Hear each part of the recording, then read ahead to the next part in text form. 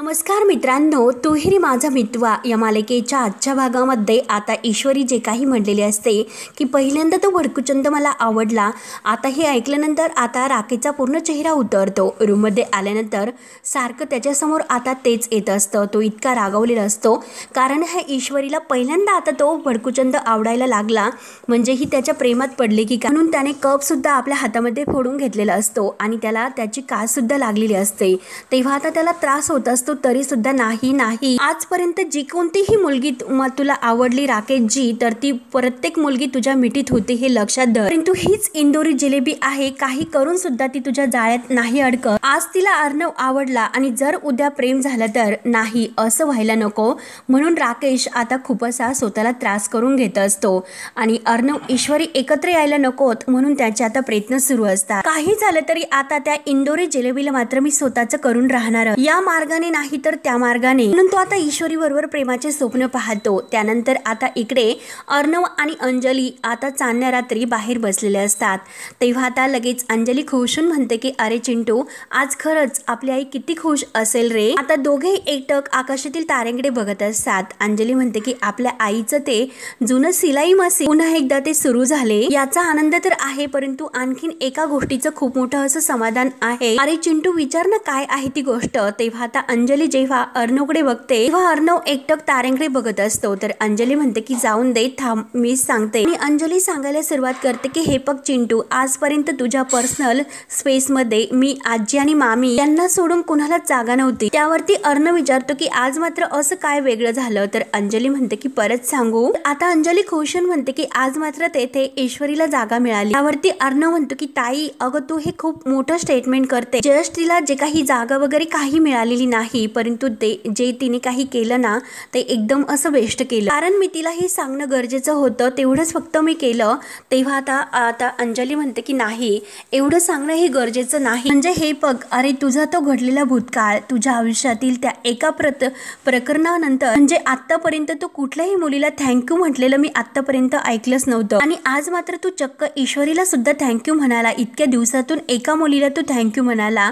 म्हणून अंजलीला खूप असा आनंद झालेला असतो आणि तो आनंद मात्र ती आता अर्णवजवळ व्यक्त करत असते आणि त्याला समजावत असते. अरे तू थँक्यू तिला म्हटला म्हणून नक्की तुझ्या मनात काहीतरी तिच्याविषयी असं काहीतरी आहे. तेव्हा आता अर्णव म्हणतो की ताई, अगं खरंच माझ्या मनामध्ये तिच्याविषयी काहीच असं वेगळ्या फिलिंग्स नाही. आपल्या आईने आणि आजीने जे काही आपल्यावर संस्कार केलेले आहेत त्यामुळे फक्त मी तिला थँक्यू म्हटला, बाकी काही नव्हतं. तेव्हा अंजली म्हणते की अरे कधीतरी आपल्या ताई समोर हे खरं कबूल कर, नाहीतर आज मात्र मी तुला फटके देणार आहे. तेव्हा अर्णव म्हणतो की अगं ताई, ही तुझी ताईगिरी मात्र मस्त आहे. तेव्हा आता आजी ह्या दोघांचं बोलणं ऐकत असते. आजीला मात्र आता हे दोघांचं कौतुक वाटून खूप असं हसू येतं. आता अर्णव पुढे म्हणतो, अगं ताई, तू माझ्यापेक्षा मोठी आहे म्हणून जे काही माझ्या मनात नसेल तरी सुद्धा मी कबूल करायचं. तेव्हा आता मी तुझ्यासमोर हे सर्व सांगू का. तर आता अंजली म्हणते की अरे तू माझ्यासमोर नको कबूल करू, परंतु स्वतःला तरी सांग. आणि हे बघ चिंटू, तू कसं आहे, माझ्यापेक्षा तुला जास्त कोणी ओळखतं का. तेव्हा आजीला अगदी हसू येत असतं. अरे मग सांग ना तुझ्या मनात नेमकं काय चाललेलं आहे. आता अर्णव म्हणतो की हे बघ ताई, अगं ताई, माझ्या मनामध्ये असं काहीच नाही, खरंच मी तुला सांगतो, अगं सिरियसली. आणि हे बघ ती मिस इंदोर आहे ना. तर अंजली म्हणते की अरे ईश्वरी, खरंच तिचं नाव किती क्यूट आहे ना, क्यूट नेम. तेव्हा अर्णव म्हणतो की ती आणि ती बावळट आहे, आणि हे बघ तेही तिला वाटलं म्हणून तिने आज आपल्या आईचं मशीन सुरू केलं, म्हणून मी तिला थँक्यू म्हटलो. आणि हे बघ त्या बदल्यात मी तिला सॅलरी सुद्धा अगदी वाढून दिली होती, त्याची ऑफर सुद्धा दिली होती, परंतु तिने मात्र रिजेक्ट केलं. आणि ती मला म्हणाली मशीन तुमच्यासाठी खूप असं सरप्राइजेस आहे, म्हणजे खास आहे, त्यामुळे तुम्ही सुद्धा माझ्या मदतीची किंमत सर मोजू नका. आणि खरंच ही तिची हॉनेस्टी आहे. आणि अशा सुद्धा काही छोट्या छोट्या अशा बऱ्याच गोष्टी आहेत. अंजली काहीतरी बोलून जाते तर अर्णव म्हणतो की ताई, तू जातेस का प्लीज, मला एकट्याला बसून दे, मला शांत बसून दे, माझ्या डोक्यावर तू बसू नको प्लीज. बरं ताई ठीक आहे, मी एक्सपोज करतो की मला नाही हे सर्व एक्सप्रेस करता येत. बरं ठीक आहे का. तेव्हा आता अंजलीला हसायला येतं. अंजली म्हणते की बरं बरं ठीक आहे, काही हरकत नाही. अरे मी आहे ना तुझ्या सोबत, मी घेईल तुझ्या छोट्या छोट्या गोष्टींची काळजी. अरे तू तर माझा लहान भाऊ आहे, त्यामुळे एवढं तर मला नक्की करायलाच हवं. तेव्हा मात्र आजी या दोघांचं बोलणं ऐकून इतकी खुश होते. आज अर्णव इतक्या दिवसातून मात्र कधीच काही बोलत नव्हता, परंतु आज मात्र ईश्वरी बद्दल थोडंसं तरी काही असं चांगलं बोलला, म्हणून आजीला खूप असा आनंद झालेला असतो. आणि हीच आता ईश्वरीच आहे की माझ्या चिंटूला अगदी सांभाळून घेऊ शकेल आणि दुसरं कोणीच आता चिंटूला नाही सांभाळून घेऊ शकत. आज मात्र ईश्वरीने जे काही केलं ना, त्यामुळे माझी आता खात्रीच पटलेली आहे. तेव्हा आता अंजली आणि अर्णव हे आकाशातील ताऱ्यांकडे एकटक बघत असतात. अंजली त्यातील एक तारा बघते आणि म्हणते की हे बघ, तो जो काही चमकवणारा तारा आहे ना सर्वात अगदी पुढे, तर ती आपली आई आहे. आणि बघ ना चिंटू, अरे किती छान ती स्माइल करते. तेव्हा आता अर्णव ताईकडे बघतो आणि हसतो आणि म्हणतो की हे बघ अगं ताई, आई ना माझ्याकडे बघूनच स्माइल करते, मी आईचा लाडका होतो ना. तेव्हा अंजली म्हणते की हो चिंटू प्लीज, अरे मी मोठी आहे, मी लाडकी होते. तेव्हा अर्णव म्हणतो की तू आजीला विचार. अंजली म्हणते की नकोय. तेव्हा अर्णव म्हणतो की तुला माहिती आहे आजी म्हणजे माझंच नाव घेणार, तर आजीला खूप हसायला येत असतं. या दोघांच्या गप्पा ऐकून मात्र आजीला खूप असं सुखद धक्का बसत असतो. तेव्हा अंजली म्हणते की अरे आजीला माहिती आहे की तू तिने जर माझं नाव घेतलं तर तू रडशील म्हणून. नाही रे, ऍक्च्युली तू चिडशील हे तिला माहिती आहे. तेव्हा आता अर्णव म्हणतो की ताई अगं प्लीज. तेव्हा अंजली हसते. तेव्हा आता लगेच अर्णव म्हणतो की जाऊन दे ना ताई, आणि तो आता अंजलीला मिठीत घेतो आणि जवळ घेऊन म्हणतो की जाऊन दे, आपण दोघे सुद्धा आईचे लाडके होतो. तेव्हा आता आजीला या दोन्ही बहीण भावाचं प्रेम बघून इतका आनंद होतो, आजीचे डोळे अगदी भरून येतात. त्यानंतर आता दुसऱ्या दिवशी अंजली ही तयार होऊन मोबाईल बघत असते आणि तेवढ्यात ईश्वरी तेथे येते राजशिर्क्यांच्या घरामध्ये. अंजलीला म्हणते की ताई गुड मॉर्निंग. अंजली आता ईश्वरीला बघून खूप खुश होते आणि गुड मॉर्निंग करते. अंजली म्हणते की अगं तुला आजीने बोलावलं होतं. ईश्वरी म्हणते की हो ना, आजीने मला ऑफिसला जाण्याच्या अगोदर इकडे बोलावून घेतलं होतं, येण्यासाठी सांगितले होते, म्हणून मी घाईत आले. तेव्हा अंजली म्हणते की हो बरं झालं तू इकडे आली. आणि तेवढ्यात अविनाश मामा बाहेर ईश्वरीला बघून ते सुद्धा खुश होतात आणि ईश्वरीला ते गुड मॉर्निंग करतात. तर आता ईश्वरी म्हणते की हो मामा गुड मॉर्निंग. तेव्हा आता मामा ईश्वरीचं कौतुक करतात, म्हणतात की अरे वा वा वा, म्हणजे आज तुझा चेहरा मी सकाळी सकाळी बघितला, आजचा दिवस मात्र माझा चांगला जाणार.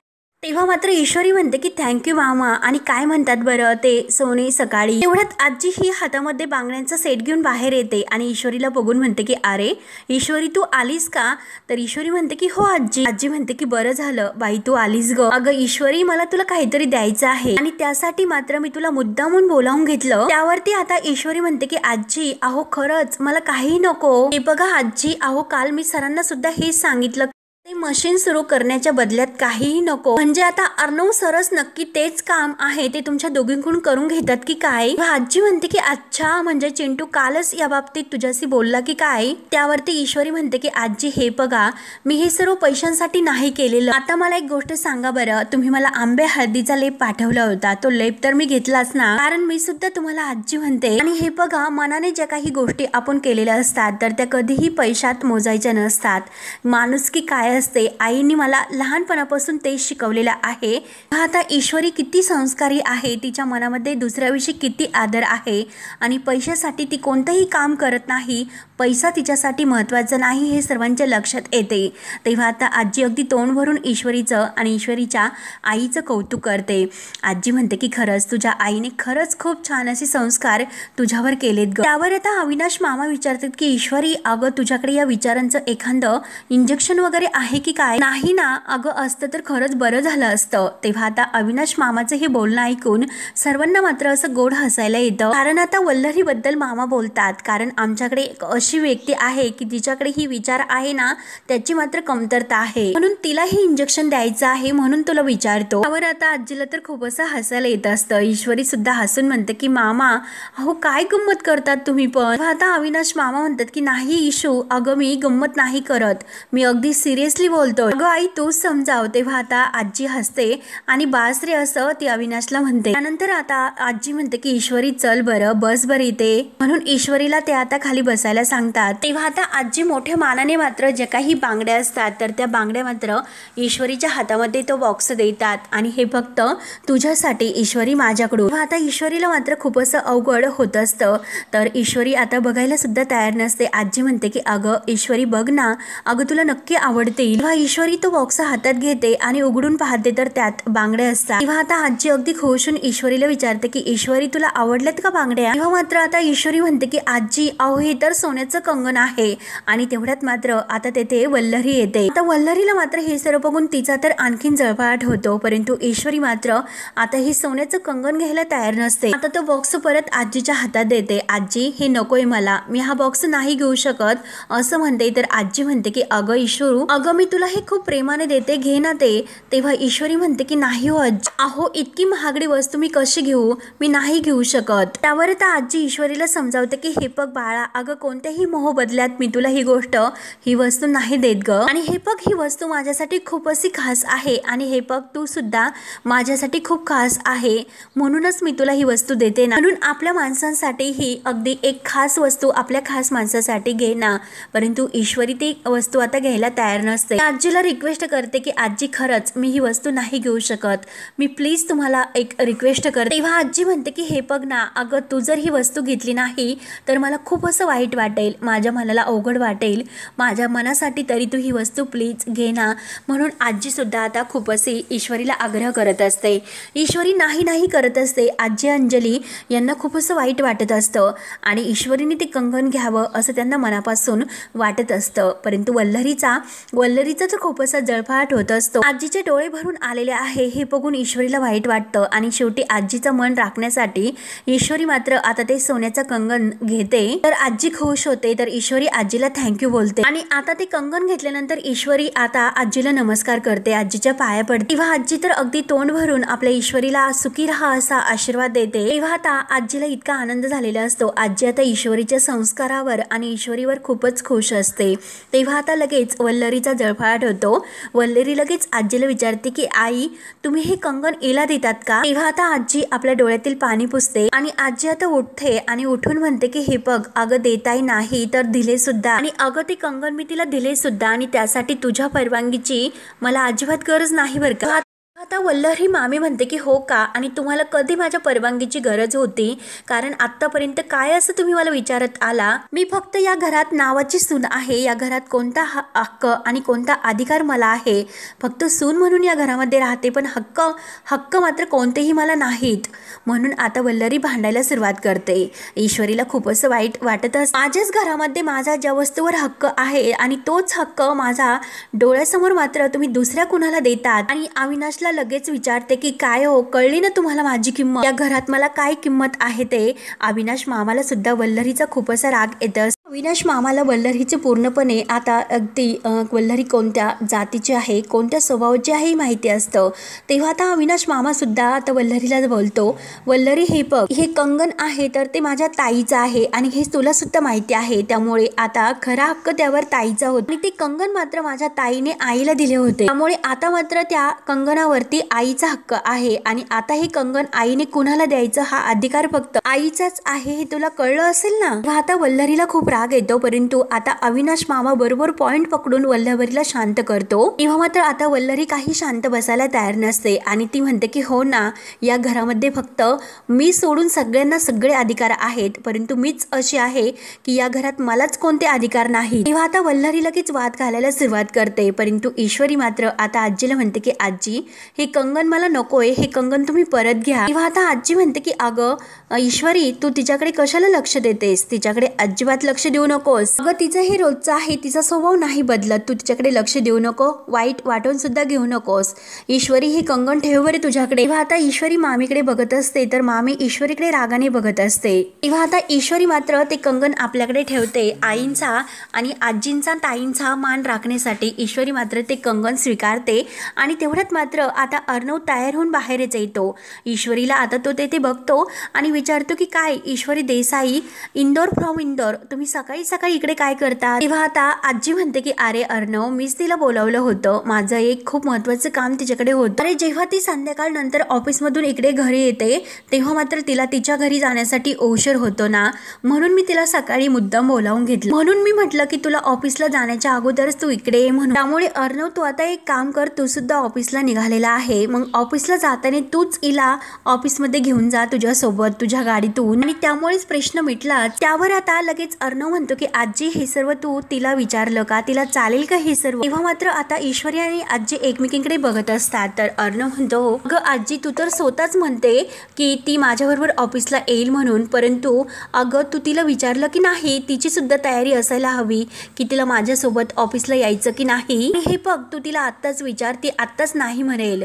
तेव्हा आता अर्णवचं हे बोलणं ऐकून ईश्वरी म्हणते की नाही हो, म्हणजे हे बघा सर, अहो मी नाही नाही म्हणणार. तेव्हा आता लगेच ईश्वरी म्हणते की आजी मी जाते बरं का सरांसोबत. तेव्हा आता आजी आणि अंजली अविनाश मामा यांच्या तर अगदी मनासारखं होतं, ते अगदी खुश होतात, परंतु वल्लभरीचा आणखीनच जळफळाट होत. तेव्हा ईश्वरी आता अर्णवला म्हणते की सर अहो मी तुमच्यासोबत ऑफिसमध्ये येते. तेव्हा लगेच अर्णव थोडासा हसतो आणि विचारतो की का, तुझ्या त्या नेहमीचं बच्चं काय?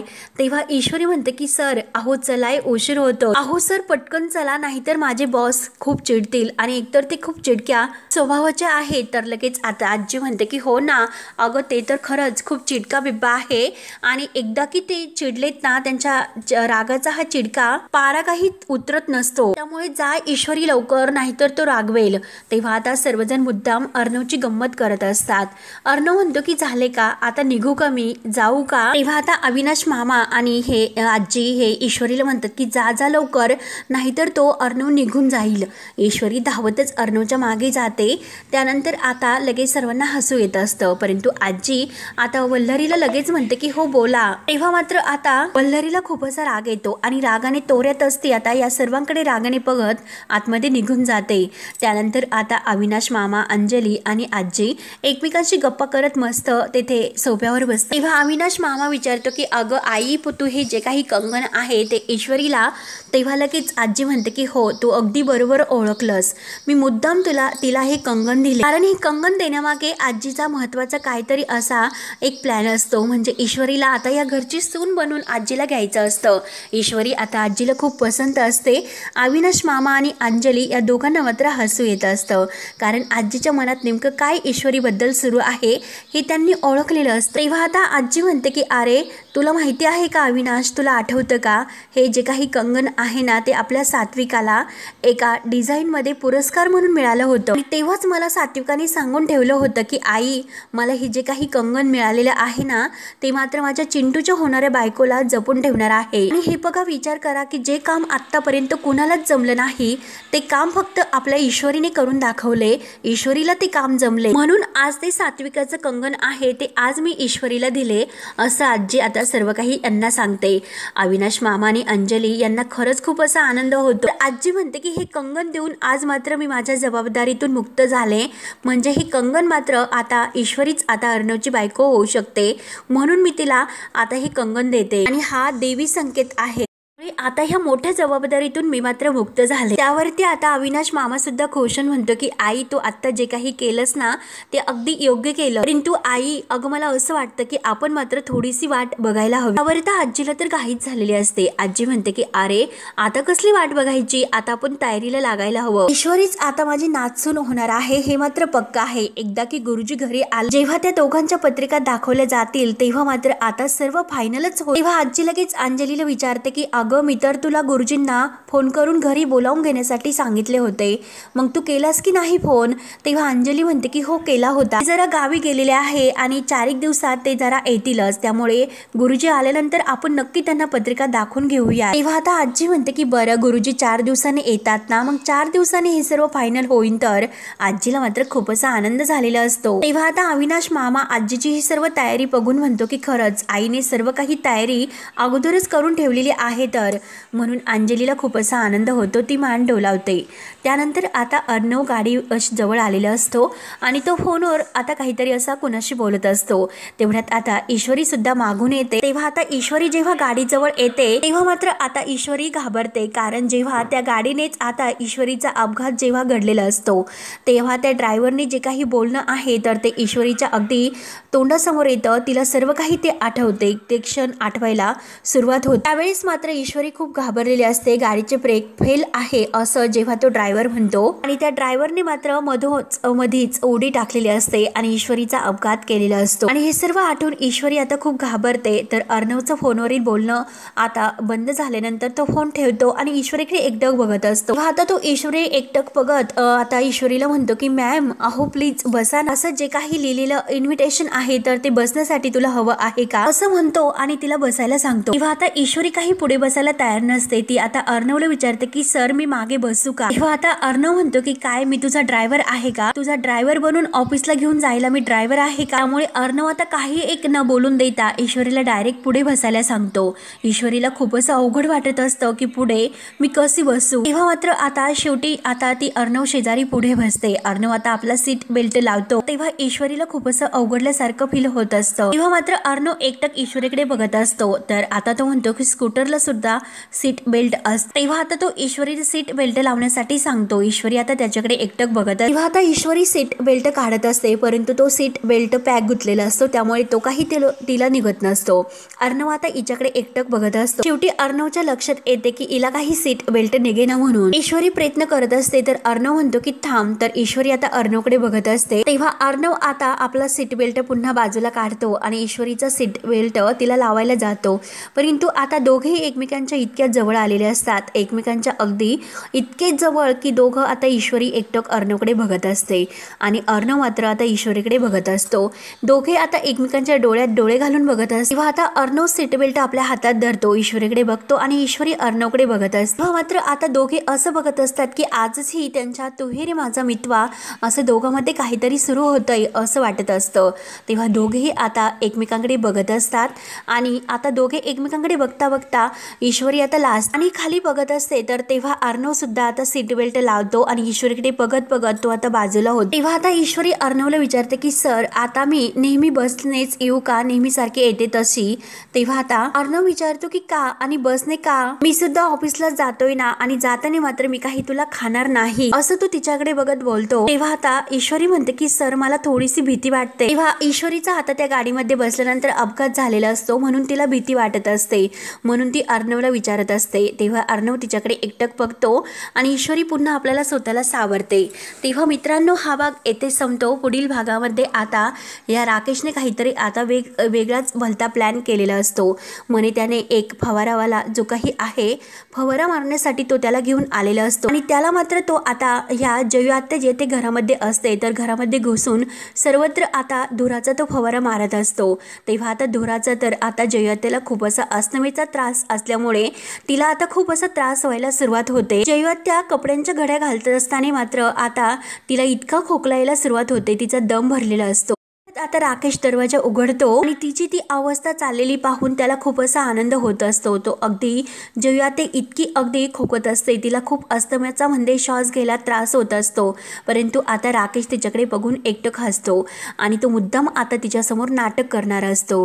त्यानंतर आता इकडे ऑफिसमध्ये आल्यानंतर ईश्वरी लावण्यासमोर आता अर्णवला म्हणत असते की सर तुमच्या गाडीतून तुम्ही इथपर्यंत मला लिफ्ट दिली त्याबद्दल खरंच खूप खूप थँक्यू। आता लावण्य हे सर्व जेव्हा ऐकते लावण्याला समजते की म्हणजे आज ही ARच्या गाडीतून आली तर, म्हणून लावण्याचा खूप असा जळफाट होतो। लावण्य लगेच आता व्यायामला म्हणत असते की हे बघ हिच्या कामानिमित्त आपण हिला एक गिफ्ट असं द्यायचं आहे। तर व्यायाम विचारते की गिफ्ट काय गिफ्ट द्यायचं। तेव्हा आता लगेच लावण्य म्हणते की हिला एका आठवड्याची आपण सुट्टी द्यायची आणि एकदा सुट्टी दिल्यानंतर हिला आता 7 दिवसात AR पासून कसं कायमचं लांब करायचं हे मी बघते, म्हणून लावण्य तिचा पुढचा प्लॅन आखते। तेव्हा मित्रांनो आता पुढे काय काय होतं हे बघण्यासाठी आपल्या चॅनलला नक्की सबस्क्राईब करत रहा। धन्यवाद।